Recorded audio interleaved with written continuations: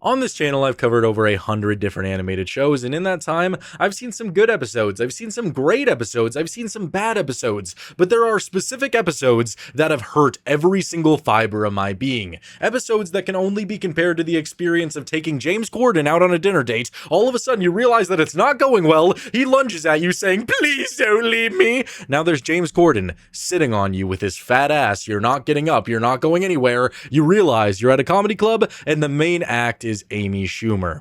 It's really all over. That's what these episodes felt like. This is going to be a compilation of all of those episodes. Next episode I'm going to be watching is Showdown at Obese Coral with a 6.4 on IMDb. And I think I've finally found a show that I could definitely say is at the top of the leaderboard for worst show I've ever seen. This is so utterly abysmal in every way. It's supposed to be a body positivity episode in a weird way, but it glorifies it and makes it disgusting and makes it so hard to watch. Dusty, he's the main character once again for this episode, just being a giant tub of lard, getting everybody else to act like a tub of lard, and just eat constantly in disgusting, abhorrent ways, and all the jokes that go along with it. I just cannot in my right mind approve in any way. It's been so long since I've watched something with a scowl on my face, my chest tightening, my right arm getting numb. Oh, it's happening. Oh, this show is just so shit. I'm gonna fucking die. Man, it's actually like sitting down and watching Ellen, unironically. Like, yeah, you give those people money and then take it away later. Yeah, you're a good person, Ellen. Like those people who can unironically watch that show with a smile on their face. That's what this feels like, at least to me. It's torture. The episode opens up with a fitness test and you think, okay, we're gonna get some good stuff out of this. We don't. They start doing fitness, Dusty shows up, he starts eating lasagna, and then he takes off all his clothes and he just looks like a big old lardy. Like I'm a big guy, you know. I struggle with overweight problems here and there, but I would never let myself get to this point where I would glorify being 600 pounds and be like, yeah, this is a good thing. Yeah, baby, I'm having so good, I'm so fat. And it's just so hard to watch. Like, him be so positive about it while doing such gross and abhorrent things that it makes me kind of angry. And Gina, of course, she's obsessed with him, and we get this weird, joke where she's rubbing her squid, jorking her pork. I don't know, I've never had to talk about a female rubbing her clit on this channel, so that's very odd, meowing her cat, to say the least, and she goes into the masturbation hut and she starts talking about how, yeah, sit on me, Dusty, sit on me like a poor person getting attacked on Black Friday. Squash me, Dusty, crush me like a poor person on Black Friday. That was odd. Kind of a funny sentence, but under the circumstances, I was not vibing with it. And they have the audacity to make a Westworld joke, talking about season 2, saying that it's horrible, comparing it to flies having dirty, stinky sex on a turd. Like, you produce this, you have people watch this, you have people maybe laughing at this, and you have the audacity to compare it to Westworld? Was Westworld season 2 the best thing ever? No, but compared to this slop, that if you showed it to a elderly man, I'm talking only like 62, he would pass away. Like, genuinely, this is such abhorrent slop, and you compare it to Westworld? Who do you think you are? So we then cut to Fitzgerald. He apparently has a dolphin wife. Yeah, he has sex with a dolphin, a actual dolphin, and he walks in and they're talking about how he doesn't do anything, and then it actually shows the two flies having sex on a turd, and he makes the Westworld joke again. This is more entertaining than season 2 of Westworld. Within 2 minutes of it already happening, it felt like they wanted to be like Family Guy and add a cutaway to the flies having sex, but they didn't know how to associate that, so they made it actually happen with the B-plot. And the B-plot is about Fitzgerald and his dolphin wife looking for a job, which I don't care about. Why would I care about this? You don't even make it interesting. It's just so stupid. It's actually unbelievably dumb. So then we cut to, what's his face, Dusty, who now is going to lose his job if he doesn't lose some weight. So he joins Weight Watchers and he turns it into a cult, and they all just start eating a bunch of food. And we cut to Gina, who is, struggling with her masturbation issues, and she's like watching them through a window, and she's like, gobble gobble, you hungry hippos, and she's doing it so much that she's an addict and is just getting real freaky with it. And then of course, you know, how could we end this scene with such unbelievable comedy? We have them all eating and feasting, and Dusty grabs what he thinks is a pickle, he bites into it, and he's like, oh, it's a cat turd. Oh, sausage. Nope, that was the cat turd. Starts just slurring down a cat turd. What was funny about that? I don't understand the idea that gross out humor in this sense is funny. I just watched a fat guy eat a cat turd. What is good about that? I don't care about it. Why was there no setup for that? There was just nothing. It's just him eating cat shit, and why? I just don't get it. Like, I've talked about Mr. Pickles when I make videos like this, but at least Mr. Pickles knew what he was trying to do, what he was trying to set up. That happened for no reason. I hate it. I hate it so unbelievably much. So he starts this, like, hernia or whatever, and then we cut back to Fitzgerald, who has a apparently son who is just a dog who is just dry humping him as he's talking to his dolphin wife about getting a job. So he quits his own job because his wife gets hired at SeaWorld. Wow, does that sound like a thrilling B-plot with a dolphin? There's no jokes, by the way. He just walks in, and I guess the joke is supposed to be that his dog is humping his leg, like, aggressively, and it's his actual son. And then the dolphin says, I got a job at SeaWorld. So he quits his job. Like, that's it. That's all there is. What is the B-plot? What is the point of writing that? Who in the writer's room was like, okay, so we're gonna have this guy. He's gonna have a dolphin wife. And his dolphin wife's gonna work at SeaWorld. And that's it. That's the joke. That's the focal point. That's all there is. I know people had to watch this and say this is good writing, this is good for a show. I feel like there had to at least been two sides of the coin, two screenings. You have one guy who's like, oh my gosh, that guy is dating a dolphin? That would never happen IRL unless you're a stinky, evil bestiality person. So that's what makes it funny, right? And then there's another screening with, I don't know, Arthur Morgan. Well, I'm afraid he's dating a dolphin, Dutch. It's unnatural. Like, it had to be something like that to where somebody had to say something, because there's no joke in it. Later on, I guess there is a joke, but it doesn't even remotely relate to the fact that it's a dolphin. I don't get why he's dating a dolphin. Why? What's the point? Is it just supposed to be absurd that it makes me laugh? Because it doesn't. It doesn't. It's stupid. So we then cut to, the chief, and he's banning all the fat people, and we see this thing with John Goodman. That was a little bit shocking. What are you doing here, John? Looking for Boo? Kitty! Starting with you, John Goodman. I knew I'd be back. I don't know, that's a Monsters, Inc. joke, I guess. There's really no substance to it. So he bans fat people. We cut to, Gina, who is just jorking her meat, scrubbing her squid so much that it starts to become like a hernia. So she goes to the hospital, and I actually did enjoy this joke. It turned me from scowling all angrily to, you know, being normal, because I was so angry that I don't think I could physically laugh at that point. But, she's all like, yeah, my clit has grown, and he's like, clitoris? Which dinosaurs aren't real anymore. It's a clitoris. Oh, Gina, that's just not possible. You see, a meteor wiped them all out and they went extinct. Which I thought was kind of funny. I actually liked that. That was funny. That was set up well. But either way, she has a giant herniated clit, so she has to put a cone on it and lock it up, which is odd, and she's not allowed to use it or else really bad things will happen. And so, Dusty, he doesn't really like this ban on fat people, so he just starts walking around naked. So we have a bunch of my 600-pound life contenders all walking around huge AF, all bigging it up. Yeah, so that's cool. And then he sucks the chief inside of him, which was very odd. Like, genuinely, he just sucks him in. In there somewhere. Oh shit, I'm getting sucked in! Kevin, grab my legs! So that's some great comedy going on there, I guess. I don't know.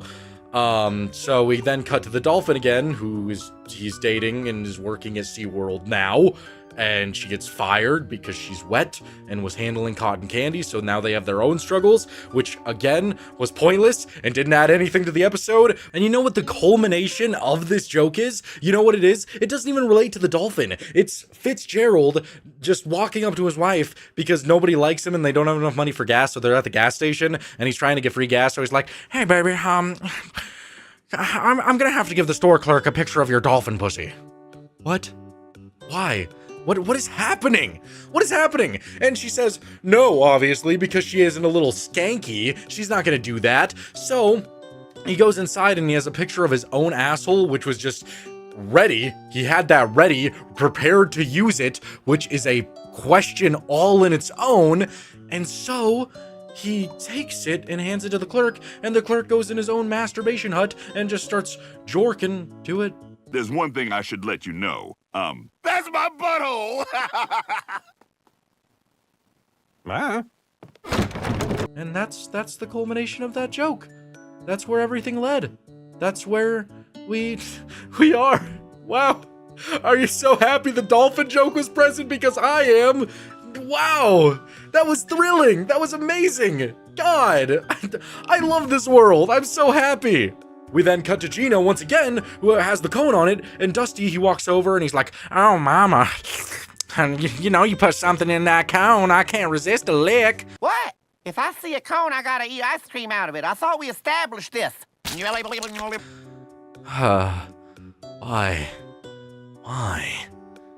What's wrong with you? Ugh.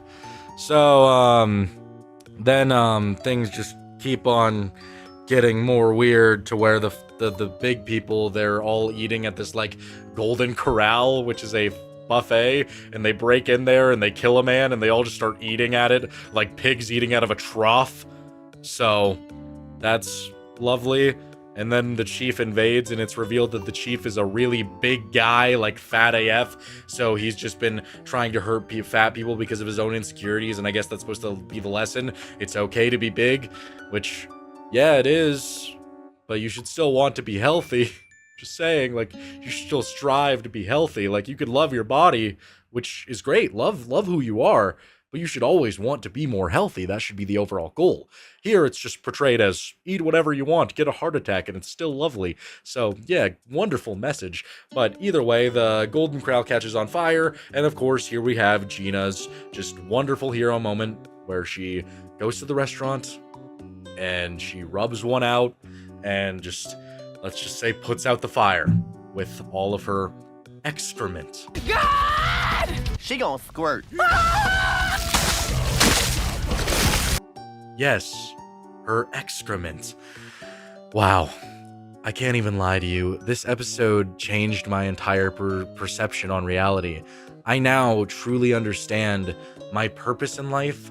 I understand what I'm supposed to do, and what I'm supposed to do is just watch Paradise PD, the show where you get to watch nonsensical humor where they just constantly just talk about genitalia, constantly promote horrible things, constantly have some of the worst jokes I've ever seen. I get to see a herniated clitoris. What else could I possibly need in my life? If I was to rate this episode 1 to 10, I would give it a 1 out of 10. This is abysmal. There's nothing redeeming about it, and I never want to watch this again.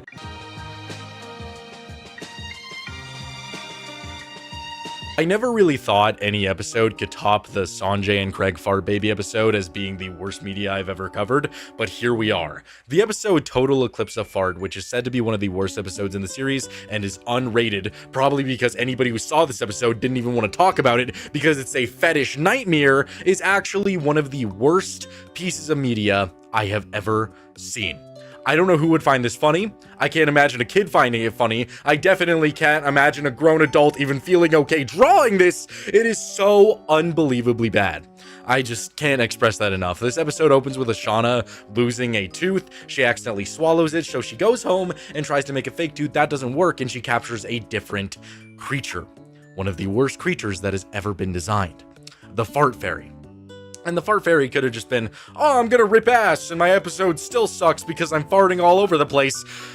Oh man, but it's so much worse than that. It's actually hard to talk about. It makes my bones feel like they're gonna snap. My blood is boiling, and I'm in agony. I've never had to, like, visually cover my eyes while watching something, but here we fucking are. The Fart Fairy, he's like, I'm in charge of all the world's farts. And he makes the kids fart.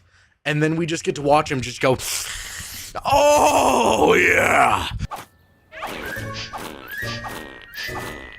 and we get a bunch of different flashbacks of all of the children just squeezing, ripping, stinky ass as this little creature just, oh yeah, I need that fart.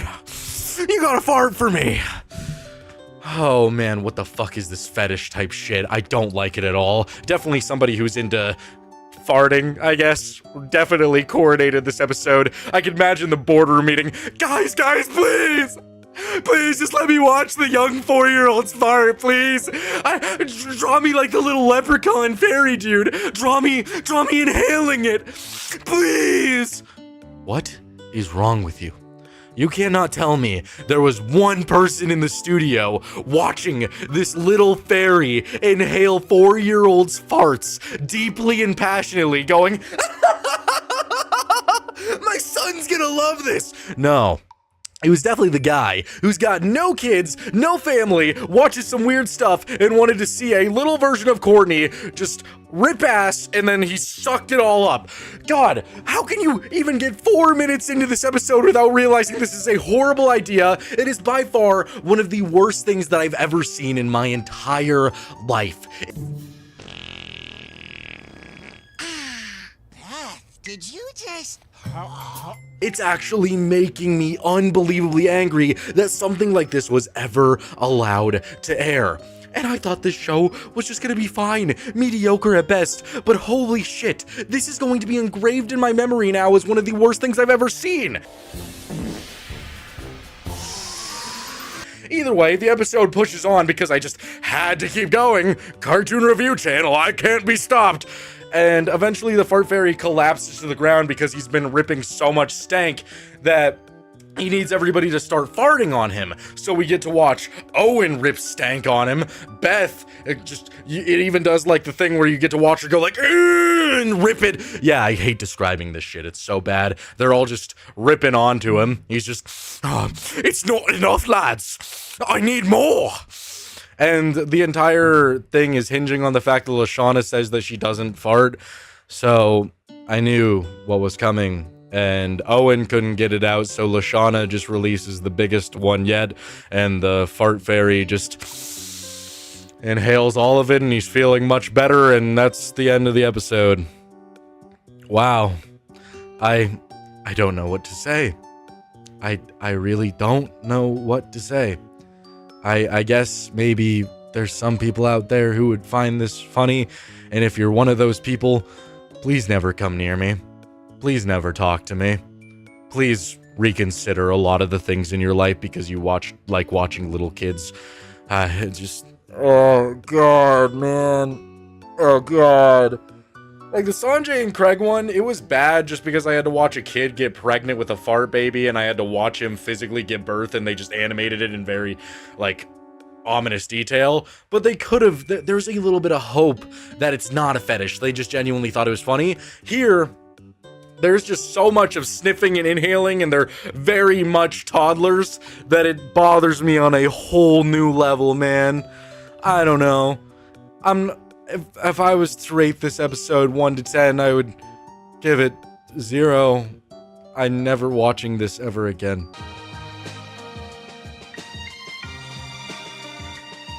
And the final episode that I'm going to be taking a look at is Stewie is Incente, and wow. I wish all of you just didn't suggest this episode. I wish I never had to see this episode. This is one of the worst things that I've ever seen. It was not on my bingo card in my 21 years of life that I would have to watch Stewie Griffin give birth to his bestiality puppies of Brian. Yeah. How's that sound for you, folks? Does that sound like a winner chicken dinner? The best kind of episode you could ever expect? Because to me, well, I'm afraid. I don't know who had to make this. This episode has Stewie feeling like Brian is distant, and so he decides that because Brian is distant, that he needs to take his DNA, and instead of him just making the kids, this could have been interesting if Stewie just made the children, he has to go into a machine and have his own body impregnated. So Stewie the baby is now impregnated with Brian's children. We could be that kind of family. What do you think? Ooh. Is it dead? You hit me! God, just somebody in the studio. Man, I don't usually have to do this many knee-slapping jokes in one video, but oh man, when it's just stupidity like this, I'm not having a good time. So Stewie is impregnated with Brian's children.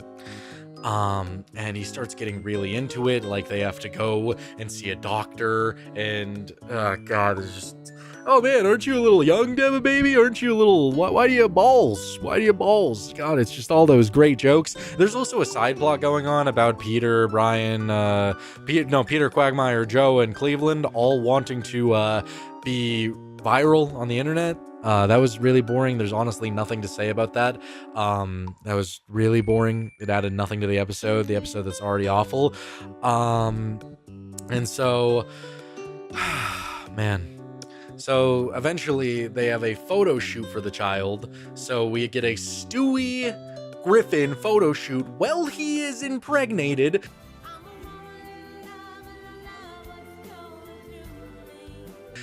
Again, nothing I really wanted to see, and Brian's giving into it. I don't know why Brian is giving into this when literally earlier in the episode when Stewie told him that he was pregnant, Brian tried to punch the baby in the stomach. So, it's just awful. And then, of course, Stewie gives birth in a car, and we get to hear him giving birth, and it's just everything I could ever hope for in my life. And then we get to see all of their bestiality children with the dog, half human weirdos, and of course they're all like freaky because it's not really supposed to exist that way. And then we do get one thing that I actually did enjoy in the episode, which is the Peter side of the episode, where he's explaining how he took a picture of himself every single day and there was like a demonic baby in the background and he got very scared by it. That was interesting. I enjoyed that. And then the episode ends with them realizing that they shouldn't have had these children and they give them away. Yay. I don't know how to feel anymore. I never wanted to see Stewie get impregnated, especially not with Brian's children. Who thought of this as a brilliant idea? Let's do a Stewie plotline where he feels neglected by Brian, so he decides to impregnate himself with Brian's children, and then they do a pregnant baby photo shoot together. Wow. Wow. Society really has peaked, you know. I didn't think it before, but society has come a long way. You know, if you showed the, I actually wonder, like, if I went back to Victorian times and I showed a Victorian child this, what would they think about it?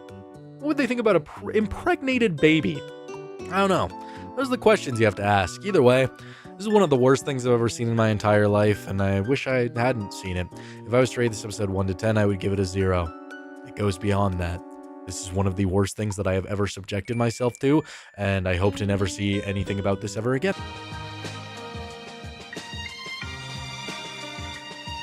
Now it is time to revisit one of the worst episodes of Sanjay and Craig.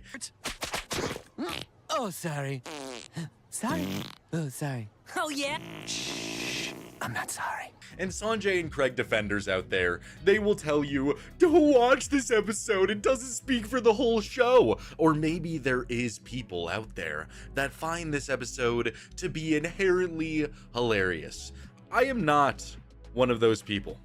With a 4.6 rating on IMDb, Fart Baby is probably one of the worst things that my eyes have ever had to endure. A episode that genuinely had my fists clenching as I was watching it, just thinking about the 20 to 30-year-old men just typing away, clicking away, drawing away, and editing a child on a bed, just with his ass shaking, a zoom in on Sanjay's ass as he's holding in a fart.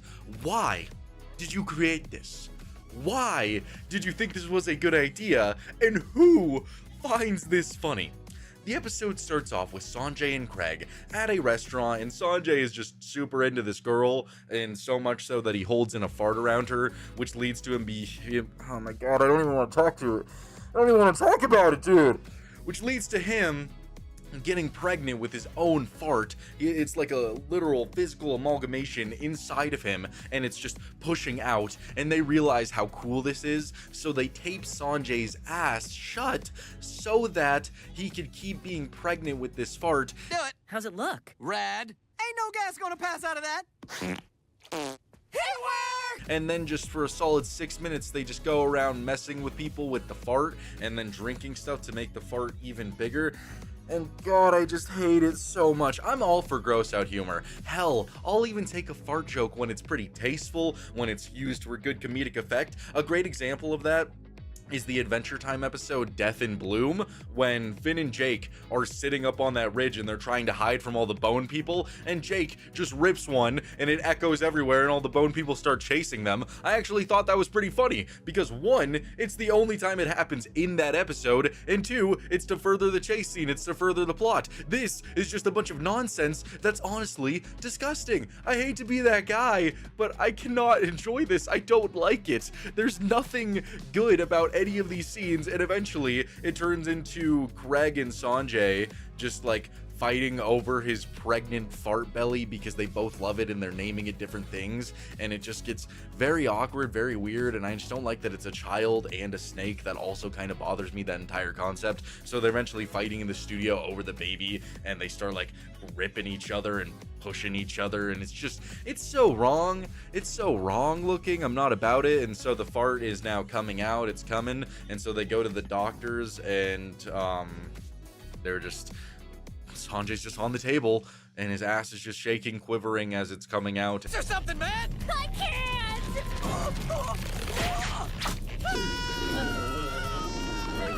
And then it's released and it goes around the world and they watch it, and then of course it explodes.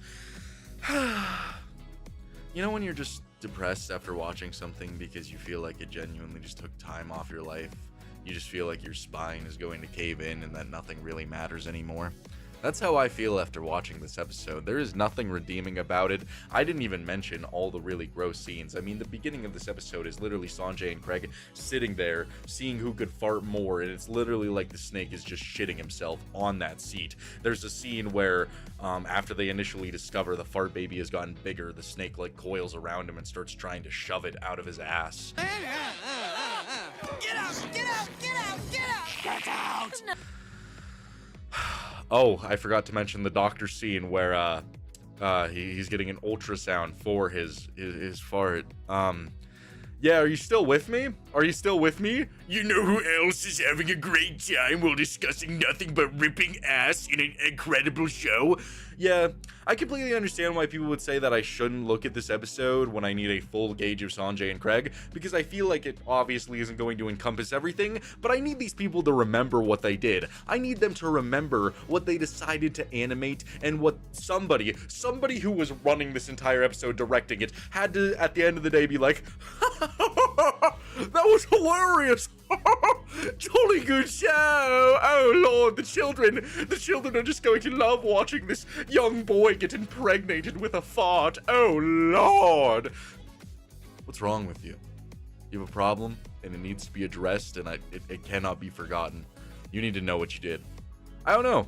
Did any of you have any friends that actually found this enjoyable or really funny? I probably guarantee you there's one person who's like, I don't know, in their 20s who still laughs at every fart joke that thinks this episode is hilarious. I'm just not that guy. If you can enjoy this, I envy you. I wish I could find this funny, but I never will. It's one of the worst things I've ever seen, giving it a 1 out of 10.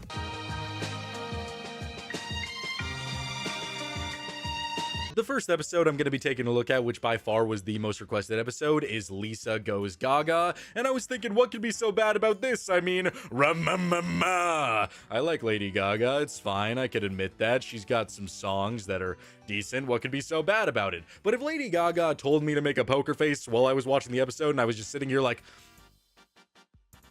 that would be my actual feelings about the episode, because it just had me like that the entire time. It is so unbelievably awful. It feels disconnected from reality. The best way that I could describe the feeling of this episode to you, I know it's not actually what the creators are doing, but it feels like they would write something, like write the plot, and then they would get on TikTok, scroll for about 45 minutes, and then be like, oh guys, we gotta continue. They'd write like one more line, and then be like, oh, I'm bored. Let me write something else. It genuinely feels so disconnected from reality, and I hate every single minute of it. So the episode opens with a narrator being all like, hello everyone, welcome to Springfield. They felt a disturbance. The narrator is ultimately pointless and I thought was going to have some kind of good joke, but it's just adding a narrator for the sake of a narrator and I despise it. It's really annoying and it kind of pisses me off because I was really hoping we were going to get something out of that, like maybe Lady Gaga just with her flaming boobs like squirts out and hits the narrator and you just hear him go, ah! Ah! I don't know, something interesting. They didn't do anything good with it. The narrator's just describing Springfield, and all of a sudden it's like, everybody sensed a disturbance, and all of a sudden we see the Lady Gaga train, everybody. It's a train with giant boots and Lady Gaga inside of it. And I don't know if Lady Gaga had a say in how her character was truly portrayed in this episode, but it's like the most condescending individual you could ever imagine, an individual that thinks that she has all the knowledge in the world, the higher power of existence, and also she likes to get naked. Conductor, you know the roles. Take off some clothes. Oh, yes, ma'am. Sorry, ma'am. Yeah, that's pretty much how I would describe Lady Gaga here. It's great. She's on her train. She tells her workers to get more undressed because why are you fully clothed on my train, you silly illy boy? Yeah, that's basically what she does. And we just get a bunch of Lady Gaga shenanigans before we cut back to the actual school where they're doing an award show. Bart wins class clown. Great stuff. It's visually fine. He just pranks Skinner. I don't really care for it. And then Lisa wins the award for least popular student, which, okay, you know, let's just bully Lisa to oblivion, huh? Because all of the kids just start ruthlessly making fun of her. The principal, the teachers, everybody hates Lisa, and it's crazy. Thank you for noticing me. She actually accepted it. Like, of course there's the episodes where Lisa is outcasted a little bit, but she's just different. She's looking for friends. But here, it actually feels like everybody just wants Lisa to kill herself. Like, it's crazy how awful it actually is. So Lisa goes home, she's really sad, and they're looking online, and there's this person called the Truth Teller. So it's like, okay, we're gonna get a little bit of a plot. Maybe somehow Lady Gaga is the Truth Teller and wants Lisa to feel better about herself, but that's not even remotely the case, because they're just saying super nice things. We get a weird joke with Milhouse, where he's afraid of the cars from Cars, which I thought was interesting. If gasoline is their food, then why do they have teeth? It almost got me to laugh, but again, it feels so disconnected from reality. It feels like they just had to throw that in here. Like, it feels like Family Guy kind of comedy. Like, Simpsons is doing a cutaway in its episode that still relates to the plot, but is ultimately meaningless. And it's weird, and I don't like it. Like, I hate Family Guy because their cutaways usually don't revolve around the plot in any way, but I would honestly take that when you add cutaways that relate to the plot, but don't add anything meaningful whatsoever, so I'm just wasting time. It's really annoying. So Lisa goes to school the next day, and because somebody's saying good things about Lisa online, everybody's like, oh, Lisa, you're so cool. You want to jump rope with us? And then Bart, being a dick, a succubus, one of the worst characters in the show, in this episode at least, he's all like, hey, Lisa, let me see your notebook. Oh my God, you're saying nice things about yourself? You're trying to make people see you as a better person? I don't really remember what they start calling her, but they're like, Lisa liar, Lisa liar, Lisa liar, and they all start roasting her even more, and everybody hates her even more. Lie smeller. Oh, great! It's stuck.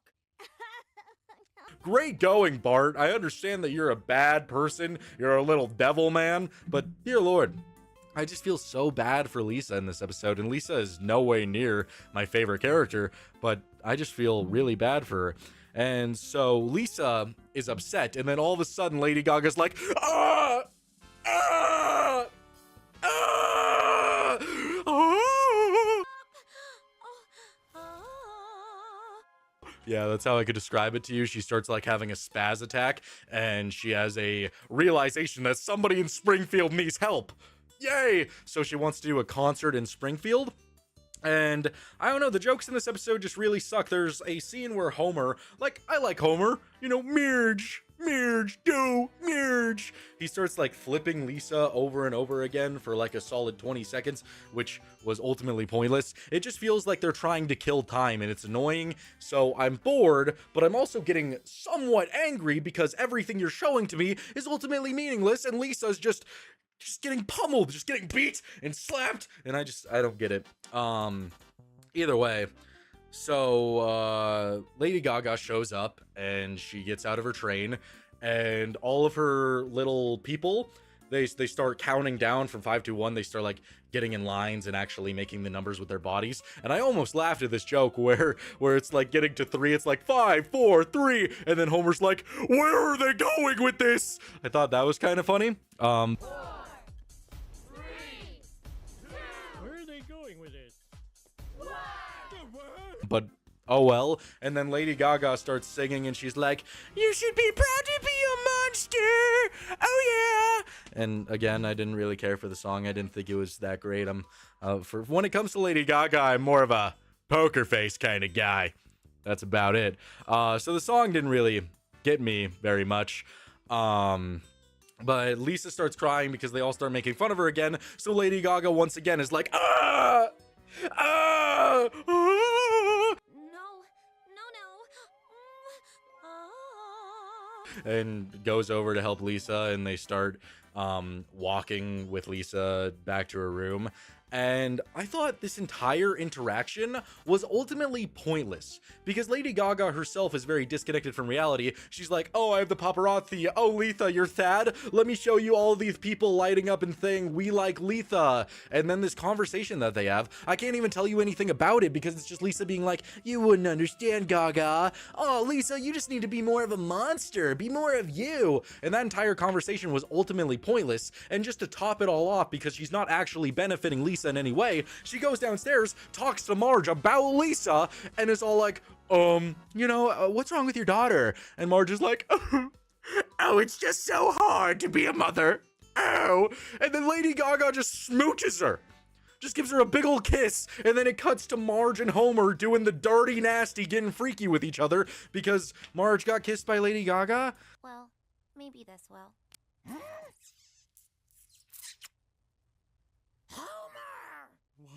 Like, I don't get it. I don't understand where the comedy is. Is the comedy that Marge had a lesbian awakening? Is that it? I don't know. I don't really get it. But either way, we then cut to Lady Gaga downstairs wearing meat. Yeah, and she's wearing meat and she wants to help Lisa, but Lisa goes to school. And then all of a sudden, Lady Gaga isn't eating meat. The meat thing was literally for one joke about Homer wanting to eat the meat off of her body. That's the entire reason that existed, and it wasn't funny. So then we cut to Lisa, who's at school, who is again being bullied, where they're putting her on the teeter-totter or whatever, and they're playing Ring Around the Void Lisa or whatever. Again, just over the top with how much everybody hates Lisa here. Lady Gaga shows up in an egg, and then Lisa goes off on Lady Gaga saying that you don't understand anything, you're a pop star, you don't understand me, and that was supposed to be like a big revelation moment, and then Lady Gaga goes off and she's all sad. So again, I don't care about Lady Gaga, I don't really care about anything that's going on thus far, and Lady Gaga is just so sad she gives up on Lisa, which is whatever. And then we cut to them being back home. I'm sorry, there's just so many different things going on. We cut to Lisa being back home, and Homer walks in, and he's all like, you know, honey, when I fail, I just remember something stupid. I don't know. He says something that isn't even remotely useful in any way, because Lisa just tunes out whatever he is saying, and then is like, oh my god, I can just tune everybody out. I'm such a cool person. And then for no reason, she goes back and apologizes to Lady Gaga for some stupid reason. It makes no sense. Why are you apologizing to this woman? Is it because the creators saw that Lady Gaga wanted to do an episode and they were like, Lady Gaga, oh my god, let's just make her look like the best person ever, but ultimately do nothing for the plot? I'm getting a little bit heated, but it's actually that bad. I don't get it. I don't get it. So then we have Lisa apologizing to Lady Gaga. Lady Gaga now realizes that Lisa's so cool again. And we get the song, Lisa is a superstar, oh yeah. Which is actually a decent song. I thought it was great for Lisa.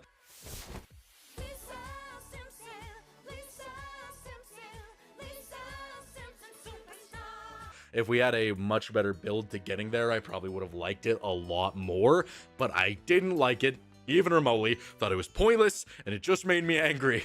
I can't lie to you, it just made me so angry. And then to top it all off, the only part of the episode that actually made me laugh in a comedy show, the only part that got me to laugh was Mo going up and he's like, hey, wait, can you help me with my self-esteem? And Lady Gaga says, no, I can't, you're too far gone. And then he walks away and he gets hit by a train. Gotcha. actually got me to just knee slap. That was actually pretty funny. Everything else was just so unbelievably bad. It felt like things were just happening.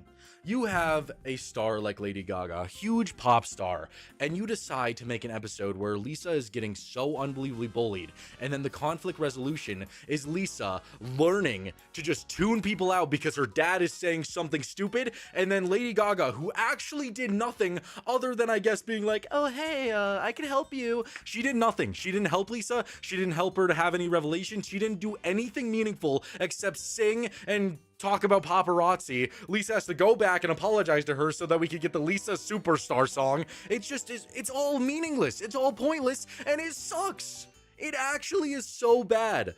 I mean, I have 3 more worst episodes to cover, but I have actually never seen a Simpsons episode that made me so unbelievably angry with the story they were trying to tell. I'm gonna keep on saying it. The creators felt so disconnected from the story. Either they didn't want to work with Lady Gaga, or they truly just wanted to focus on all of the Lady Gaga jokes that just weren't that funny. It feels like a let's ride on the Lady Gaga meat train, and it's just not that good. It's so bad. If I was to rate this episode 1 to 10, I would give it a solid 1 out of 10. There is nothing redeemable about this episode except Mo getting hit by a train, and that says a lot.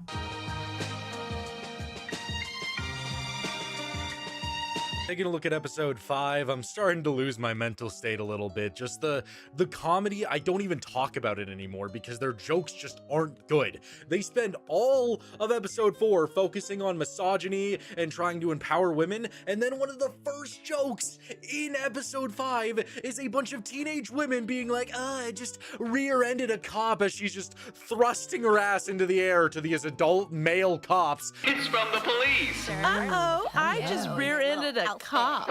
So what was the point of episode 4 if you're just gonna immediately invalidate all of that and their power and all of that if she just immediately starts throwing ass in the direction of a very old cop? And I don't know if these characters are 18. I really don't. They haven't stated that they are, so I'm just assuming that it's just this 17-year-old, 16-year-old, maybe younger, all trying to thrust themselves into these cops' arms. I don't know. That's just a very odd joke to initially do after you just spent this entire episode trying to be empowering and like fight against what males want and male gaze and male desires, and then you just immediately have the girls who were fighting against that in the episode I just watched have them just throwing stank ass all over them. I don't get it. I don't understand why you would choose to do that joke just right then. I don't know. I guess the previous episode did have Velma twerking, so I guess it's okay when you're doing it at I don't know. It's just a little bit odd, their comedy choices. Either way, this episode kind of pissed me off because I'm not gonna lie, everything that Velma is doing compared to what Daphne has been doing sucks. It actually sucks so much. It pisses me off because I don't care that there's a curfew. I don't care that Velma has to invite all of the bandmates over to try to get Norville back on her side so that she can fight with her hallucinations. I don't care about this 4 square of relationships. It's pissing me off. Fred wants to be with Velma. Daphne wants to be with Velma, but can't yet. Velma doesn't know if she wants to be with Fred or Daphne. Oh, Velma wants to be with just Daphne. Oh my gosh, Norville has a girlfriend now. Oh man, Velma really wants Norville. And I feel like there's gonna be a relationship bit to it with Velma and Norville eventually developing, because that's what this entire episode feels like it is. I don't know if they're just playing off that joke like, oh, Velma all of a sudden wants Norville, but it's just as a friend so that she could stop her hallucinations. I don't know. That, like, part of the series really annoys me because I just don't care. Just have Velma making out, doing that good shit with Daphne, and end it. Please. Please end the romantical struggles, because I don't care, man. I just don't care. You're not doing anything to make me care. The Daphne side of it, she goes back to that theme park and immediately gets dragged in, and it's revealed that her parents are mascots? Yeah. Brilliant. And they were apparently criminals back in the day, and they were stopped by Daphne's mothers. And they took Daphne away from them, and then they decided not to try to do anything to get Daphne back for 17 or 16 years. I don't know. Yeah, that's the Daphne side of it. I wish we spent, 15 minutes doing that instead of everything we do with Velma, where she's dealing with the band kids. Fred has to go and get some pizza and messes up. Yeah, and then Velma, and I think her name is Gigi. have a contest for Norville's power to help with her hallucinations where they have a flute off. Oh, so good, babe. I support you. Yeah, it's just insanely boring compared to anything that Daphne is doing. I don't like it. They eventually are outside, and Velma gets caught by the police because there's a curfew and she goes in to spend the night in jail. Yes! Yes! And we get some more developments about her mom, and apparently that big secret that Norville had with his father that we never got to follow up on was also the fact that his dad knew, or his dad's grandmother was related to Dina. I don't know. It's very convoluted, and honestly, I hate it. I hate every single thing that's going on with the mystery. It initially was what kept me most interested, but I think that was only because of Velma's hallucinations. And now when you're this deep into the story and they happen all the time, I just don't care anymore. I really just want to know what's going on with Daphne. At the end of the episode, we get to see that Daphne gets on this little riverboat, floats into the sewer, back down to the crystal caverns, and we get to see Daphne's parents take off their mascot uniforms, and they're like, "Welcome home, Daphne." Yeah, that's probably the most interesting thing going on right now. Everything else is just kind of slop. Best part of this episode was Velma getting hit by a car. Yeah. If I was to rate this episode 1 to 10, I would give it a solid 2 out of 10. Really nothing good. Just a bunch of band geek jokes where it's like, I gotta eat pizza with my pills. And it's just the same band geek jokes over and over again, which aren't very funny. I don't know. It's just very lackluster.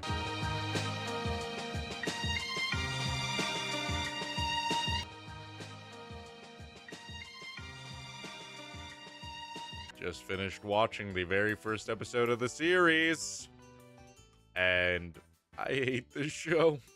I hate this so much. Why did they have to animate a baby being born in such a gruesome manner? There was no reason for it. I just watched a fetus just full-on stretch its way out of a vag, and I no longer want to watch this show anymore. Oh my god, like, it's so unnecessary to show something like that. The scene is unchanged, but they had to go through and animate every single frame of a baby just crawling his way out of that, fleshy cavern, that cavernous cave. And why? Why? What did it add to the episode? Because this episode was overall just absolutely dog shit. It's the first episode of the series, and it just does such a horrible job in every single way of getting you actually excited for what's to come within this series. The episode opens with just showcasing what human resources is like, what they all do for their jobs, and then we have a literal pinwheel made of penises being all like, is this show gonna be just like Big Mouth? And then they say yes, and then they just start laughing because it's a pinwheel made of penises. That's great. Awesome. And then we start our many, many, many plot lines in this episode. There's like 5 different plot lines with Moray. He doesn't like that it's his birthday because it's his birthday and he has nothing to show for it. Great, I don't really care. And then we also get introduced to the plot line of, oh boy, this woman is having birth and it's the worst thing ever and her husband sucks. Let's just constantly roast her and just deal with all of that. So, that happens, and then there's another plot line with these 2 other hormone monsters. I don't even know their names, getting stuck in an elevator. Also, a very pointless plot line that I don't think genuinely had a single joke. It was just ultimately there. Like, they're just doing so many different things in this episode. The head love bug gets fired, so Emmy the love bug takes over the entire case over the pregnant woman. So that's a thing. It's a great thing, I guess. Do what you want with it. She's not very excited about this because she's never had a case before and it's with a pregnant woman, so she's not excited. And apparently she's like a dumpster trash of a person. She like can't get home when she gets drunk. I don't know. I don't care. All that's in my mind right now is just a little fetus crawling out of a small hole that it shouldn't fit out of. How did it get out of there? I don't know. Why'd you animate it? Why'd you do that to me? That's all I can think about when talking about this stupid episode. God, it's all so dumb. So the people, they're stuck in an elevator. They end up in like another ethereal realm where literally the entire joke is just therapy. A weird creature reaches inside of this guy and unlocks his chakra, so he's just, you know, gets therapy, and that's the entire joke. They get out of there, they go home. Moray, he doesn't want a birthday. He throws away his cookie cake, and he has a conversation with Connie. And the ultimate end joke of all of this, you know, we have this entire building of Moray struggling with, you know, being 40 million years old. It's a hard thing to get older, and Moray's just like, well, if Connie won't suck my penis, I guess I will. And then he sucks his own schlong, you know, gets down and dirty with it. The only mouth that'll suck your dick is the one attached to your fat fucking face. Happy birthday, shithead. And I'm just sitting there like, wow, this is great. Oh my god. Wow, sucking your own schlong. Yay. God, it's still just like burned into my retina. Just the thought of that little tiny fetus crawling out of there.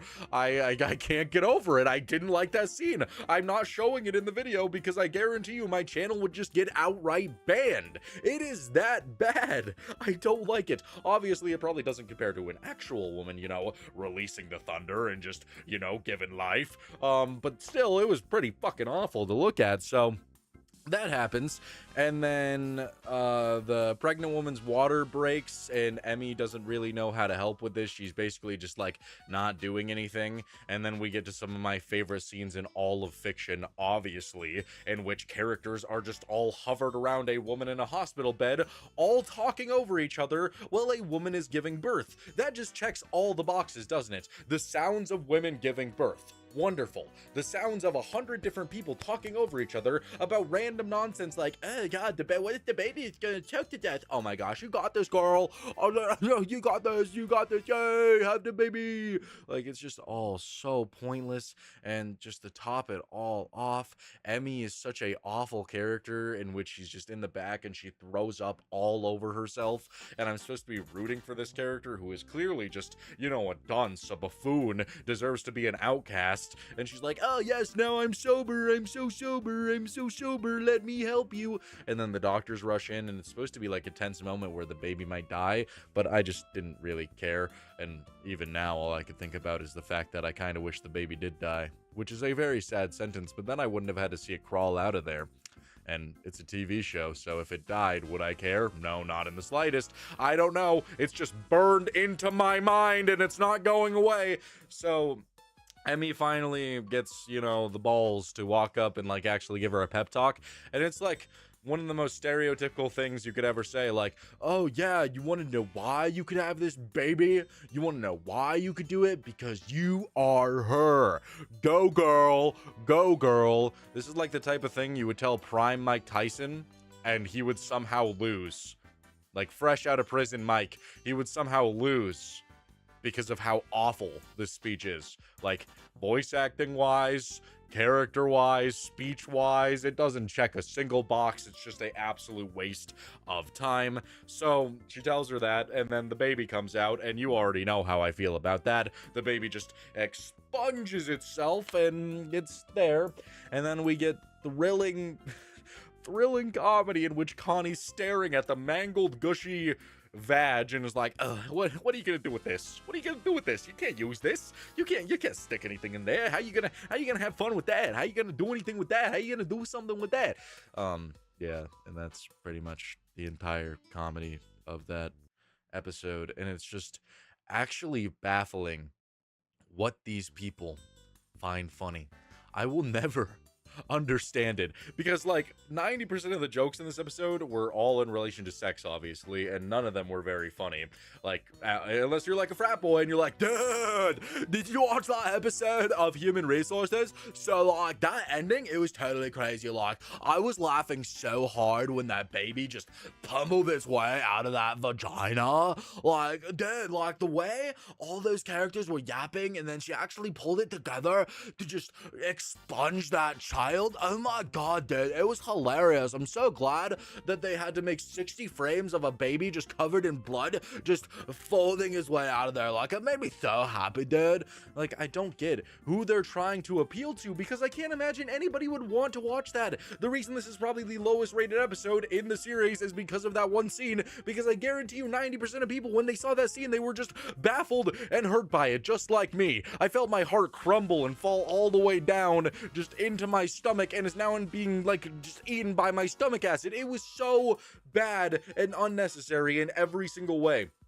They straight up did that for shock value, and I will never understand why. 90% of the joke sucks. There were so many different plot lines in this episode. Emmy dealing with the pregnancy, getting stuck in the elevator, Moray being sad about his birthday, and it just really felt like the type of thing like, oh, this is our first episode, we need to jam in as much as possible so you remember all these characters. But ultimately, every plot line is just done poorly, done in a way that just isn't designed to make you want to watch the show again. But this show went on to have a season, 2 seasons, and then Big Mouth. It's literally like somebody, like some executive is just sitting there like rubbing these, just going, I need more Big Mouth, more human resources, please. Oh god. Or it's all a money laundering scheme. This entire show is a money laundering scheme. It's got to be some kind of odd, like, premonition of the future and where we're heading. Like, this is the doomsday, this is day one of it, and it's all caused by these awful shows that just should not exist. I can't believe what I just watched. I really can't.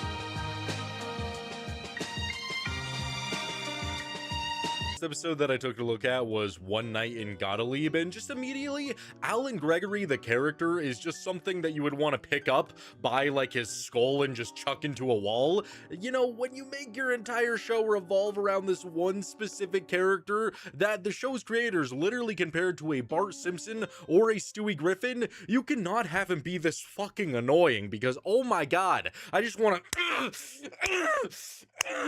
because he's a little bit stupid, man. That's all there really is to say about him. I mean, the beginning scene, the scene that's supposed to get me into the show, that's supposed to make me go like, yes, he's Alaning on his Gregory, yes, he's just the character I needed to see, is him sitting on a bench with his friend, and they're all supposed to be going into school, and then you get that sweet Jonah voice chiming in like, oh, not yet, Patty, my dear boy. We can't go inside yet. She's about to arrive. And I'm already getting nervous. I'm shaking in my boots at what they're about to see because I have no idea what's going on. And then you just see fucking Gorlock the Destroyer arrive at the school, a 65-year-old really big woman, and she's like struggling to get out of her car as it zooms in on Alan Gregory's face, and he's like, yeah, get out of that car. You dirty girl, you forgot your Danish. You gotta go back in for it. Looks like somebody forgot their Danish, huh? Ah, crap. 3, 2, 1, and... Like, what the fuck is happening? Like, who felt the need to animate this, and why does it go on for so long where I'm watching what is clearly like a 6 or 7... Fuck, an 8-year-old child just sitting there on a bench watching a big 65-year-old woman with gray hair struggle to get out of her car like, oh, I can't get out, ah! And she gets out and then it zooms in on her ass crack and Gregory's like, oh, it's still fine. It's still fine. Like, what are you talking about? Why is this my introduction? And that just leads you into the actual show where Alan Gregory is obsessed with this woman, wants her real bad. And of course, thank God the woman doesn't feel the same. But I don't know. There's something just not very comedic about an 8-year-old boy really wanting a woman who looks like she could decay at any moment. It's just a bit odd to me. So, it cuts to them at lunch, and Jonah Hill, like, I like Jonah Hill. I think he's great in 21 Jump Street, Superbad. He has some really good movies under his belt. He's a really funny guy. Here, I don't really know what he's thinking, because Alan Gregory, he's just constantly like, you know, like, Patty, I saw you coming in for lunch today, and I think there's a lot of stuff you need to work on, like, you know, your speed, your efficiency when it comes to eating lunch. You just dumb fucking buffoon. You need to eat better. Like, why? That's what we're focusing on here?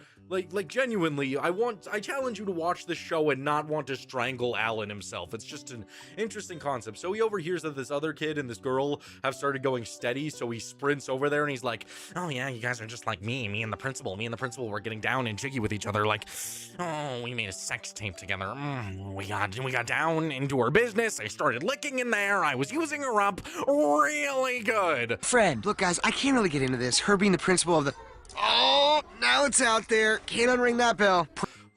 What are you talking about, man? You didn't do any of that. Why do you even know what that is?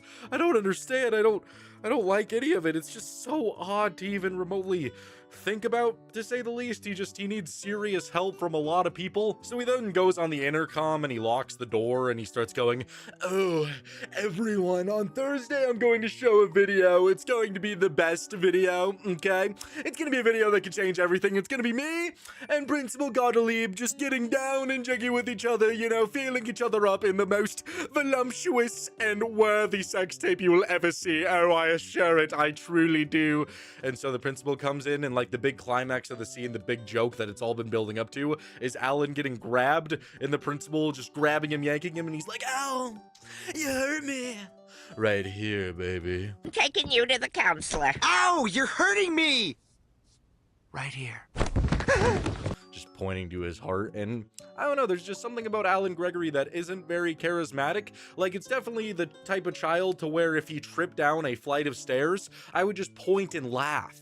Like, there's nothing about his character that makes me root for him in any way, because he's just such a little fucking incel that I would get very, you know, pleased if I saw the principal just, you know, just give him one right to the face. Like, that would be good. I'd be all for that. So he then gets taken to the counselor, and he's talking about how he's gonna use up the principal. He's gonna just be all up in that. And the counselor's like, well, actually, you're talking about my wife. Yeah, you're talking about my wife right now, my beautiful big woman. That's my wife, Mr. Gregory. Now, I think you're lying about this tape. I think you have problems.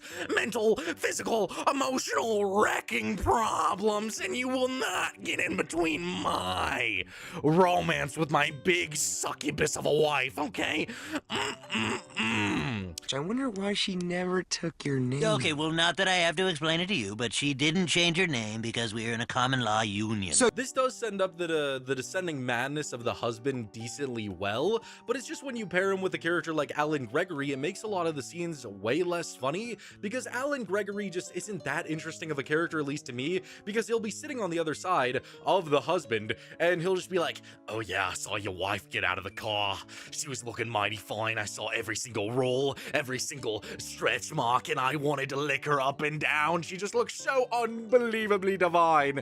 You know, he says stuff like that, and I guess the only reason you would say that it's funny is because it's coming from an 8-year-old, but that's just not enough for me. Like, let's say, like, the husband was sitting here like, I can't, don't take her from me, please, bro.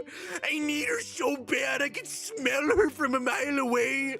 I love her, I need her to sit on my face. Like, if he was, like, gooning and tweaking like that, and then on the other side of the table, sitting there before him is, I don't know, fucking Joe Swanson. Hey, Peter, I'm gonna take your wife, I'm gonna use her rolls, and there's nothing you can do about it. Well, well, well, a royal flush, a man with no legs, taking your wife. Like, that would be a little bit more entertaining, at least to me, because I just don't like Alan Gregory so far at all. I feel like there were way better ways to write his character, but either way, that takes us to the actual B-plot of the episode, which revolves around Alan Gregory's dads. And yes, he does have 2 dads. So both of them, they're chilling at dinner. It should be a very just normal activity, right? His sister, Judy, brings some friends over, and they both look, you know, one is a little bit hefty, not much of a problem, and one has a brace because they have scoliosis. Shouldn't be that big of a deal, or you should at least, like, find cool ways to write comedy of it, but the entire joke is just that the bald father is just like, oh God, these children, they're gonna give me a hernia. Look at that fucking one. What is that? I gotta ask about that. Why are you wearing a brace at my dinner table? May I? So this connects to, oh, I get it. Just one main screw and the rest. Okay. And you attend a regular school? Oh, I don't like that brace at all, you stupid fucking bitch. You know what? Get out. We need to find some better friends for Judy. Like, that's the entire joke of it, and he just never conforms or learns anything. I mean, he does by the end of the episode, but it feels not very, like, well written to how he gets there. He tries to replace the friends, he tries to do all this nonsense to try to get Judy better friends, and I don't like it, because it's literally just, oh gosh, you got a messed up skeleton. Oh, I don't like that. Get out of my house. Like, they don't even try to tell, like, a joke with it. Like, he can't even look at the girl and be like, oh, you got a messed up skeleton. It's having trouble conforming. Oh man, it's like your skeleton is stuck on a loading screen at 37%, you dumb broad. Like, that's it. It's just kind of stupid because they don't even try to tell any jokes with it. It's just this character hates this character for no reason. Like, it's just their appearance, and they don't even make any jokes about it, and it's just lazy writing. I'm not a fan of it. Like, if you're going to make fun of a specific group of people, at least tell jokes. Like, at least make it worthwhile. If you're gonna get dark, if you're gonna get conceited, if you're gonna be cynical, tell a joke. Don't just have this bald fraud sitting there like, oh, you got a messed up skeleton. I'm against people who don't like skeletons. Like, it's like when I was a kid, and I was growing up with a cleft lip and a messed up nose, and I shit you not, there would be like a 30-year-old man walking up to me and just being like, what happened? What happened to your nose? Are you okay? Did you get in a fight? And then I would explain to them the concept of a cleft lip and a nose, and they would just get all like this. That doesn't even sound remotely cool. That doesn't even sound cool anymore. Like, why didn't you get in a fight, bro? Why didn't you get in a fight? Why didn't you get hit in the face? You shouldn't tell people that you have a fucking deformity. I don't understand that concept. I'm afraid of it. That doesn't exist. Like, I've actually, like, not to that extent, but I've had people kind of react like that when I've said, yeah, I just got a cleft palate. Like, they seem a little bit bummed. I don't know. That's how the dad made me feel in this episode. It also doesn't help that the daughter, her name is Judy again, she looks like Kilowatt from the movie Space Chimps. Do you remember the movie Space Chimps where they go into outer space and they fight like Zorlok or whatever his name is, and they dip them in like stone paint or whatever and like do all that, and there's that orange fucking like a herniated disc looking creature that follows them around going, you know, like she's a little yellow ball and then she gets eaten by an anglerfish and she has a giant like mondo huge forehead.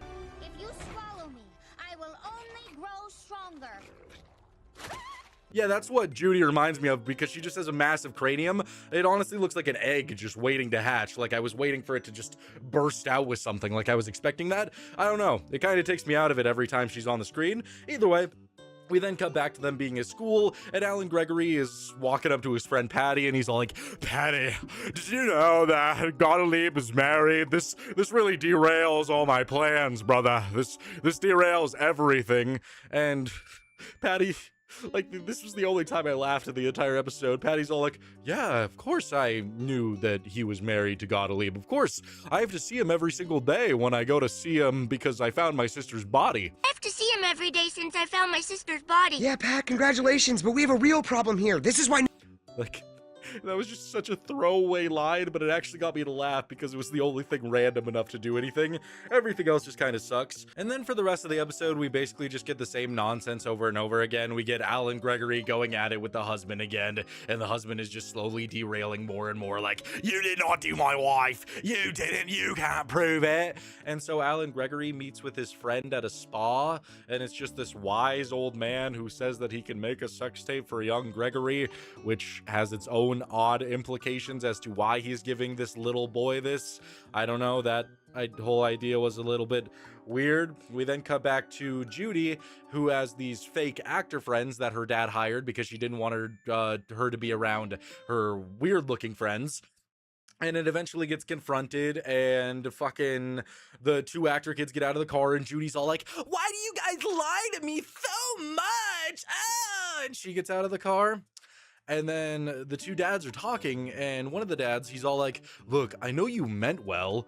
Bro did not mean well. What are you talking about?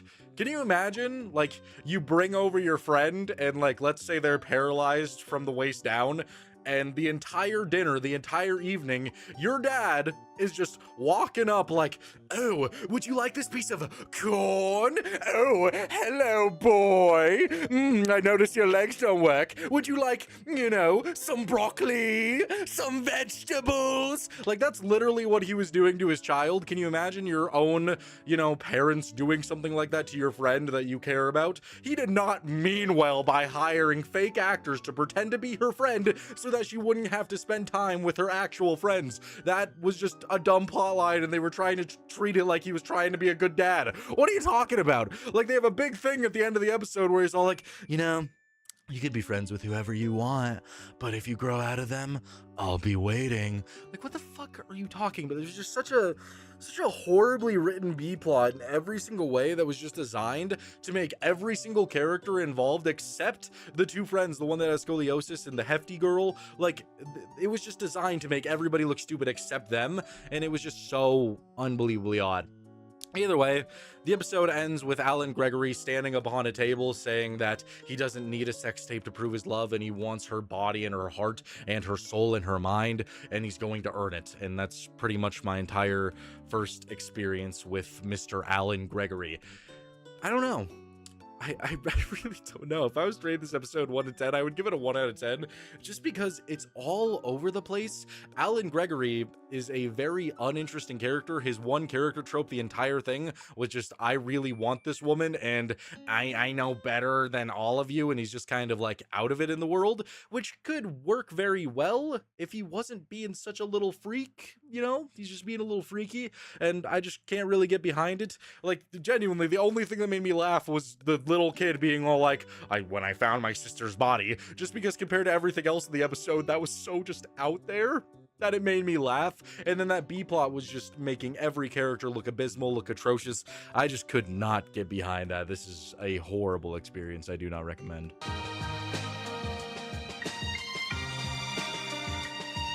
The Musk who fell to Earth.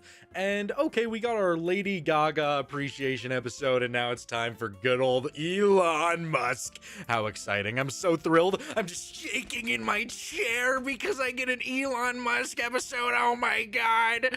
Yeah, it's pretty bad. I do actually thoroughly enjoy the beginning of this episode where they're just dealing with a bald eagle who's harassing the Simpsons family, and it actually manages to pick up Maggie, and Homer barely manages to get her back, which creates a feud in which they're playing the Catch the Mouse board game, and they get the eagle in there, and then Homer puts it in a bag, and then he wants to murder it, but they decide to raise it back to health, and then the next scene, they're just friends again, and he flies away, and then Elon Musk's spaceship comes down, kills the eagle,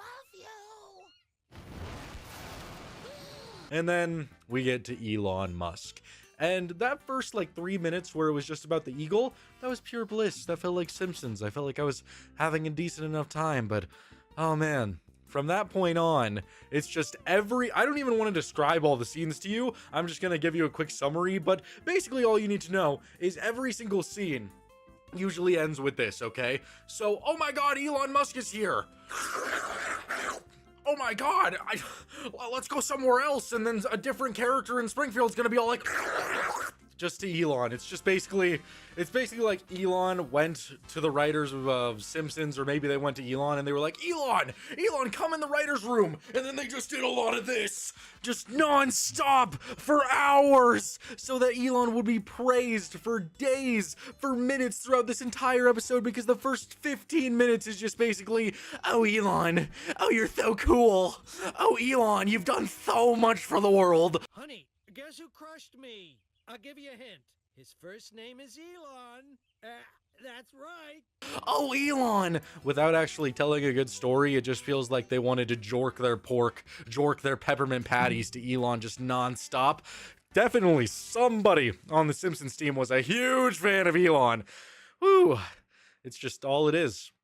And it's really annoying. It doesn't even create that good of TV.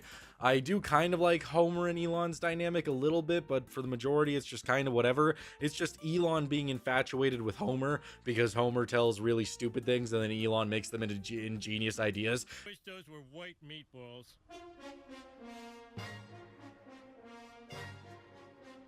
Oh my, That's an idea. Great, awesome. He eventually goes to the power plant and teams up with Mr. Burns, which is also whatever. Smithers doesn't really trust him, and then Musk ends up costing Mr. Burns money, so Mr. Burns wants to get him killed. Great. And then we eventually get to a Great Depression scene because Mr. Burns fires everybody because he was losing a lot of money, which I actually kind of enjoyed that part of the episode because Carl was just singing and dancing away while talking about the Great Depression, like, money is low. Oh, yeah. I don't know. It was fine, I guess. That was cool. And then, for really no reason, because Homer was perfectly fine with him, like 2 minutes before in the episode, but all of a sudden he's like, Marge, I hate Elon, Marge, he sucks. He sucks a lot. He's not a great person. He's awful, and I'm not a fan of him even remotely. It's just pretty abysmal. So yeah, that wasn't very fun. And then, you know, just great stuff happens to where Homer breaks up with Elon. Big whoop. Okay. Goodbye, good old Elon. And Elon leaves in a very sad state, very sad emotions, tragic. Yeah, that's pretty much the episode. The only thing that we really got out of this episode was just the fact that the Simpsons creators were like,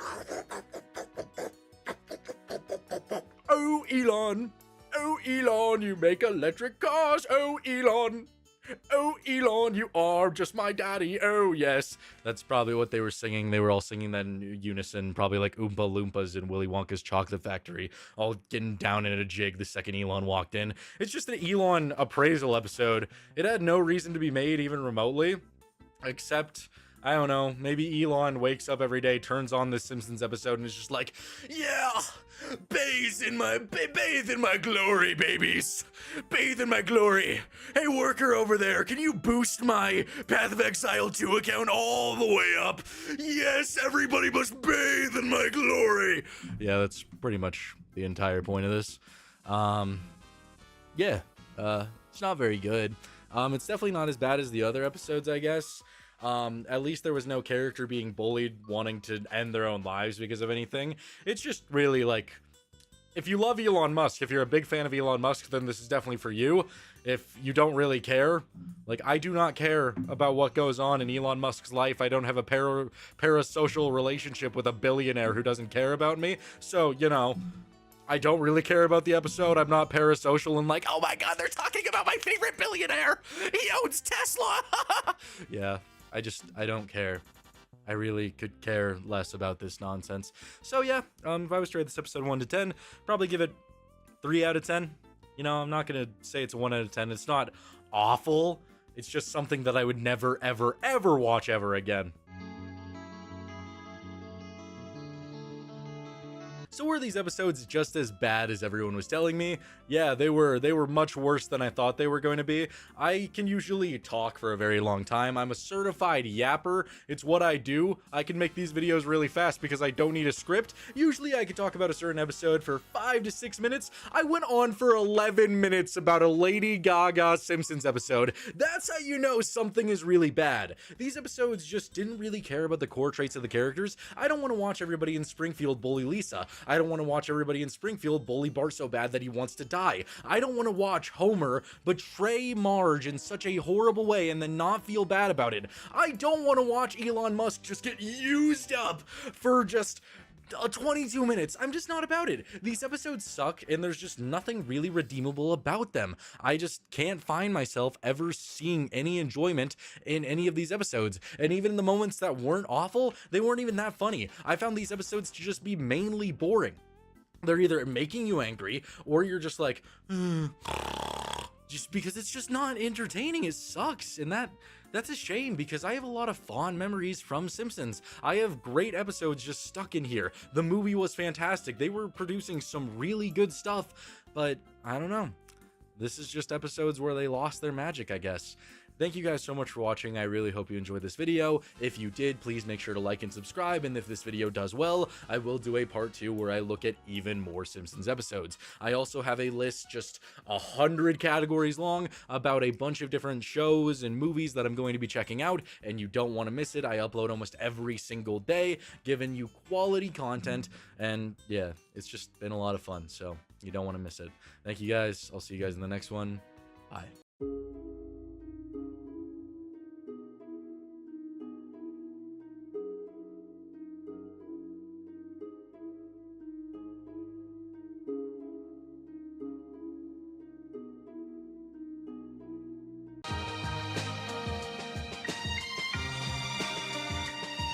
Taking a look at one of the worst episodes in the series, we have Tommy's Big Job with a 6.7 on IMDb, and this is one of the first times that I've ever felt a unholy desire to bail from the episode. Aside from like Total Drama-Rama and that stupid ass farting episode, this is so unbelievably weird, dude, and I understand it's adult animation, there's no limits. I mean, things like Big Mouth exist, so I guess it's fine that they made this, but it's so weird, man. It's so odd. I don't like it. So there's a lot of nonsense in this episode. Like, Mr. Pickles goes around killing people, and it's never explained why. He's just constantly doing this. The episode opens with this couple sitting in a car, and of course, the woman just has huge bazongas. And then a random man who's like in bondage or whatever you would call, I don't know what you would call it. He's in some weird gear. He runs up and starts knocking on the car, and then Mr. Pickles rips his nipples off. Yes, he does that, which is inherently very weird. And then we cut to the Mr. Pickles family with Tommy, who is just this blonde kid, and he sees outside that there is a wonderful woman there that he wants to woo and talk to, so that's great for him. And at the same time, Grandpa is relaying a story, a tale of why he lost his shoe, and apparently Mr. Pickles was hosting an orgy party where he ended up killing everybody and wearing all of their heads on his limbs. But yeah, it's a lot to handle. And so Tommy, he wants to go talk to that girl. So him and Mr. Pickles, they go over there, and we just get these disgusting scenes where she has this really old cow that she's milking, and she's just milking it, and it just keeps squirting. It's like dried curdled milk all over Tommy's face. Oops, sorry about that. I did not like that at all. I found that to be absolutely disgusting, and it just goes on for so unbelievably long.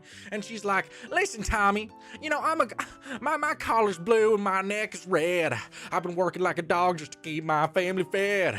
And you better get yourself a fucking job, or I'm not gonna want to do a single thing with you, Tommy." So this leads to Tommy wanting a job, so he goes around town, and I am skipping over a lot of scenes because the majority of it is just randomly Pickles killing people, and I don't care for it. There's an entire like side plot with Tommy's dad basically meeting a Karen, you know, like the type of Karens who will walk in front of your car and then fall over and be like, "He hit me!" Yeah, he's dealing with that for a while. I didn't really find any of those scenes funny, so I'm just gonna skip over them and focus on the horrendous main plot.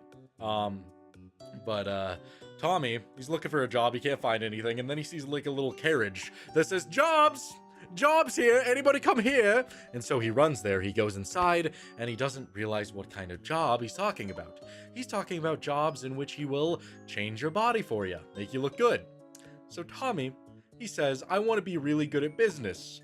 And the dude just immediately just plugs his face with anesthesia, and Tommy wakes up, and he's got massive honkers, huge bazungas. Oh. What happened?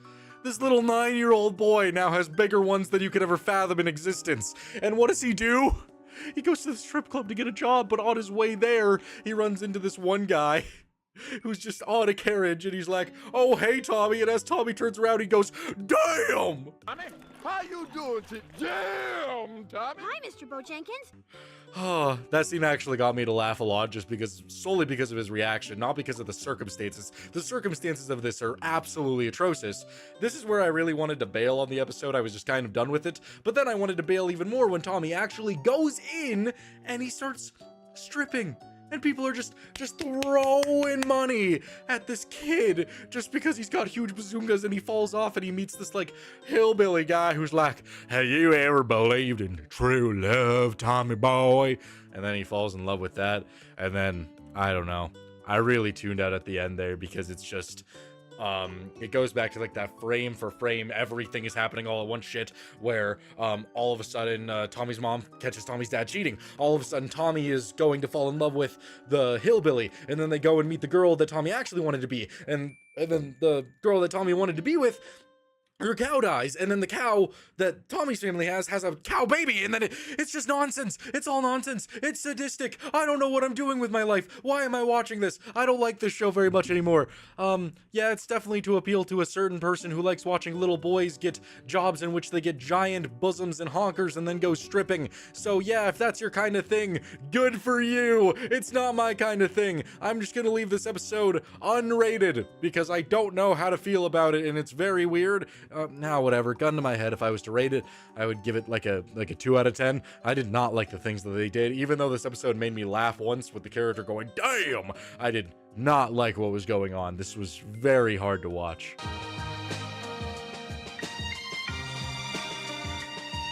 Taking a look at the very first episode of Ren and Stimpy Adult Party Cartoon, the episode Onward and Upward, it is very bad. I can't really tell who this is marketed for. The best way that I could describe the way this episode made me feel, it felt like I had another creature living inside me, like, oh, I was born in your fat, molded by it, but I need to get out, bro. I need to get out right now. Like, that's genuinely what the inside of my body felt like watching this. It is just a abhorrent experience, and I can't imagine for an adult party cartoon show that any adult who's working a 9 to 5 just like, oh, such a hard day working as a male stripper. Oh, they didn't give me enough tips, damn it. And so he goes home, he sits down in his chair, he turns this on. I don't think he wants to watch Ren and Stimpy have gay anal sex. I'm just saying, I don't think that's what they desire. And just a question, were Ren and Stimpy gay in the OG cartoon? That is just a very valid question that I have to have.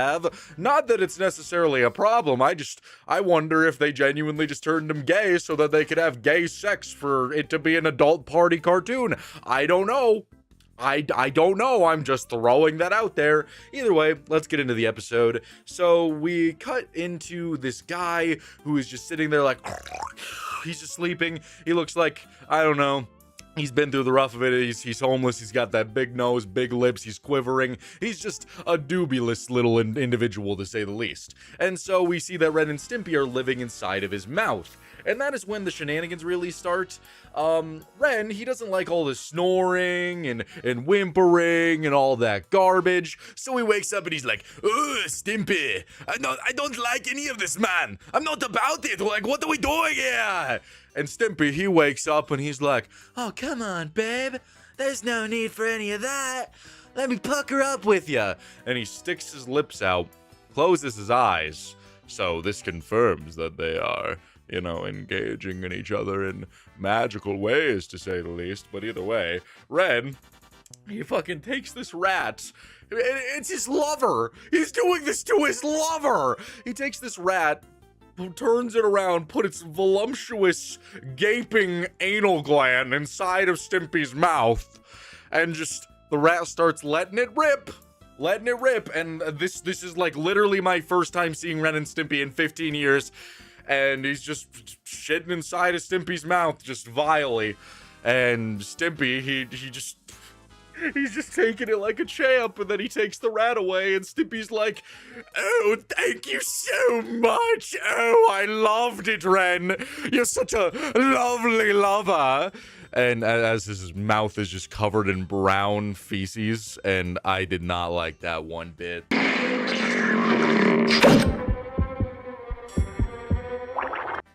Was not a fan of that at all. Didn't like that. So the episode continues, and the thing that I really dislike about this cartoon is it feels like they're just trying to take up so much space with just the same thing over and over again. Like, Ren, in the next scene, he's getting saliva dripped onto him, and it just keeps happening over and over and over again, and the crutch for the comedy is just the fact that he's going, you know, just like making a really shitty face. But when you're doing that for 2 minutes, I have to just bet that, oh man, guys, you know, like, instead of, you know, working on this cartoon, let's go in the back and have a group orgy, and we can just fill it up with freeze frames of funny faces. Like, that's what it feels like the creators were doing. It honestly feels like there was no reason to even create this cartoon in the first place, but here we are. So we then cut to the sexual assault, yes, by the man that they're sleeping inside of, which is already a weird sentence enough, where the man's uvula it starts to get a little bit handsy, you know? And there's something wrong with getting a little bit handsy. You know how Carlos feels about being unconsensual, okay? We need consent. With this uvula that they're inside of, it starts reaching down, jangling down, and imagine this is Ren's ass. It just starts getting in there, and the entire time I'm just on the tip of my toes wondering what's gonna happen, because I really don't want it to go inside of Ren's ass. I'm just praying. Obviously, I'm not gonna show you any of this because YouTube would not like that, but genuinely, if you want to see my full reaction to it, it's already up on the Patreon. You could go see that right now, link in the description. But that uvula is just dangling inside of that ass. It keeps getting closer and closer, and so Ren, he wakes up and he immediately assumes that Stimpy was trying to get all up inside him. And I don't like this sentence at all, where he wakes Stimpy up and he's like, Stimpy, I am the pitcher, you are the catcher. What the fuck? That is some weird undertones, man. That is some weird undertones. So Ren, he's very sick of living there. He does not want to live there anymore. He does not want to deal with it. He is sick of it. He is done with it. So he asks Stimpy if he has any money. Obviously, you know, sugar mommy daddy Stimpy's gonna have that good shit. So of course, Stimpy starts just digging in his butt, just reaching all the way in there, just like, let me find it for you, Ren. Oh, it's got to be somewhere in here. And I thought he was just going to pull out some cash covered in feces. No, he pulls out a squirrel. Yep, just a squirrel. And starts shaking the squirrel, and the squirrel throws out coins, and now they have coins. So they're going to move away. How exciting is that? It's thrilling. So they move out. They give a guy a good old tap in the balls before they leave. Good for him. Wonderful. And they go to this bar where they find a vase to live in. How exciting, a golden vase. They're moving up in the world. Good for them. There's things to appreciate. There's things to like. There's things that we can get behind. Okay, maybe it's going to be a turning point for the episode, but I really think this is where everything goes wrong. This is where everything just begins to lose me in such atrocious ways. So they go inside, and because they're living in a golden vase, they now believe that they're living fancy. We get a lot of anger from Ren when Stimpy isn't washing his hands, which seems like a minor inconvenience compared to what we're about to see. Like, Ren is sitting there like, we're living the fancy life now, Stimpy. You need to learn to wash yourself, mate. You can't be doing this. You know, he's just a very angry fella. And then you hear this fucking bell as they're having dinner, and we just cut to a man who sees the vase, and every time they hear this bell, they do something completely atrocious. He just releases one of the most disgustingly animated, like, saliva rockets that I've ever seen in my entire life. Like, he just hucks one of the dirtiest loogies you could ever imagine just into their bowl, and Stimpy, he gobbles that stuff up. He loves that. He was all about that.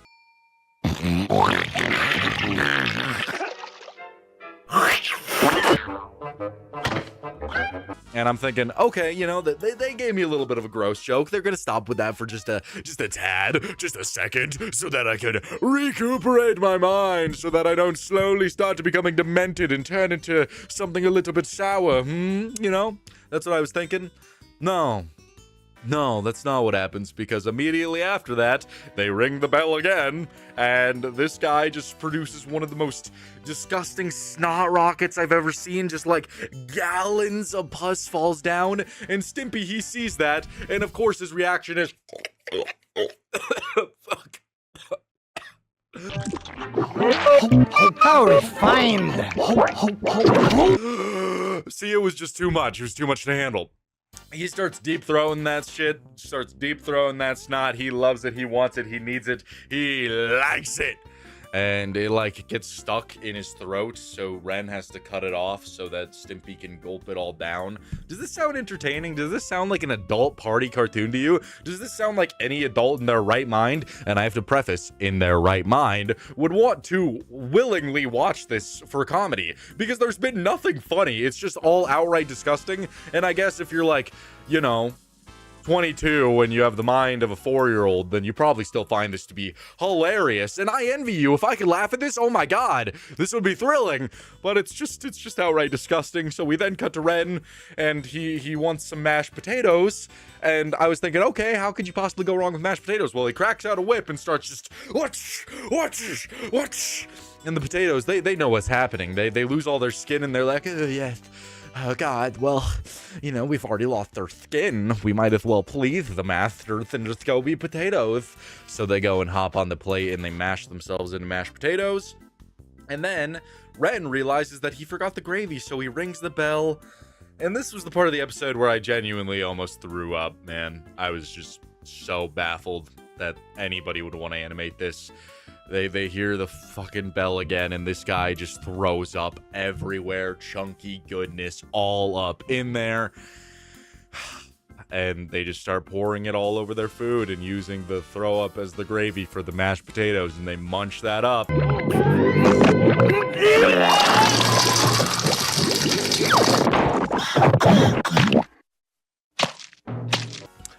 And that was great. Yeah, anybody eating food while watching this? Anybody munching down some stuff and they're staring at the screen like,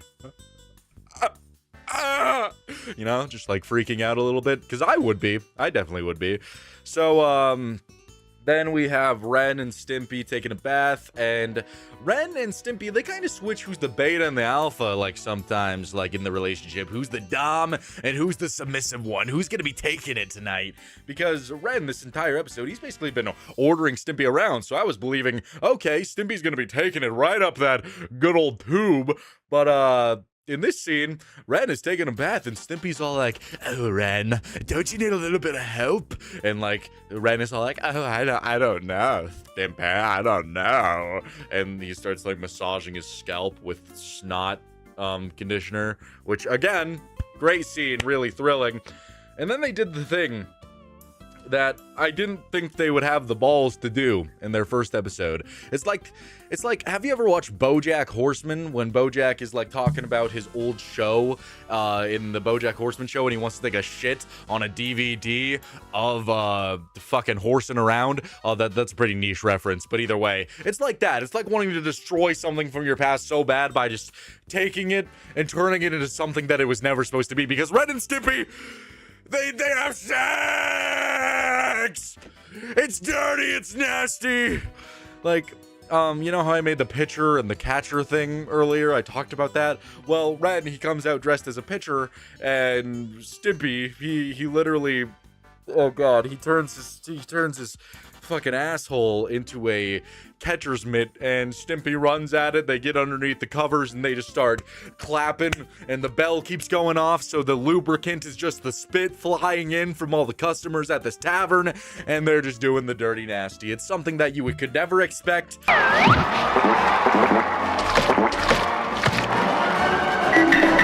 If there's a Ren and Stimpy fan, there's somebody watching this video, they have Ren and Stimpy right here on their arm. They're like, Ren and Stimpy got me through my abusive childhood. They took care of me. They made me laugh when the things were rough, when they were hard. And now I have to watch them get hard for each other and do the dirty nasty.